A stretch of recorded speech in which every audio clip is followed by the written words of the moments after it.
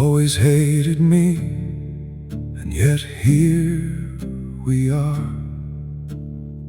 You spend years acting as though we were nothing alike. I was wealthy, I was admired, I was respected. You made it easy, still arrogant as ever. You were feared, Lucius, and there is a difference.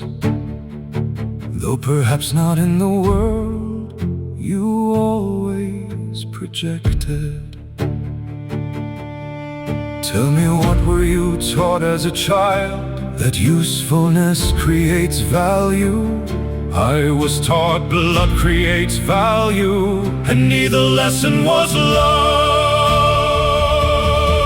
We learned worth had to be earned, respect had to be earned, affection had to be earned, everything had to be earned. And children raised that way, growing to adults who never believe they are enough.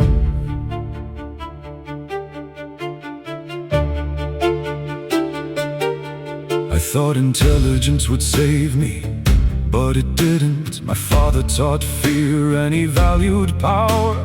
Neither of our fathers knew a single thing of gentleness. I thought status would save me, but it failed. My father taught obedience and he valued perfection. Neither of them ever cared to learn forgiveness. And then Voldemort arrived and everything seemed simple. Power often does, especially for frightened men, especially for lonely boys.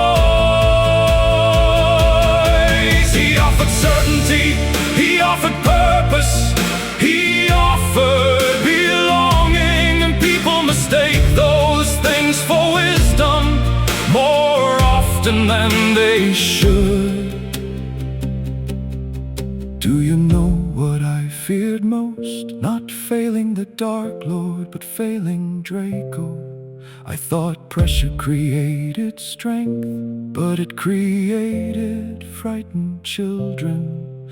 Do you know what I feared most? That one day I would become the man I hated.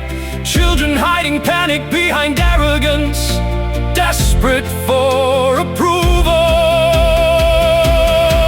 I feared Draco would become weak, I feared Potter would become James.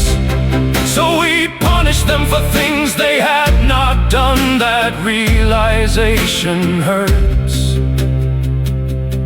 and it should.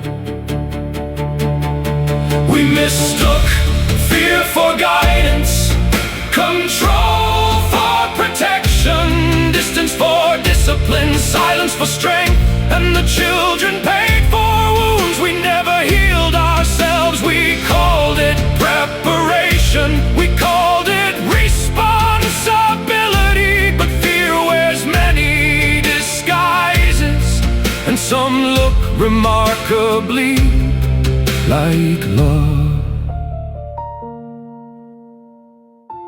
Do you think Draco forgave me eventually because he loved you? Do you think Potter forgave you eventually? How do you know? Because he was better than either of us.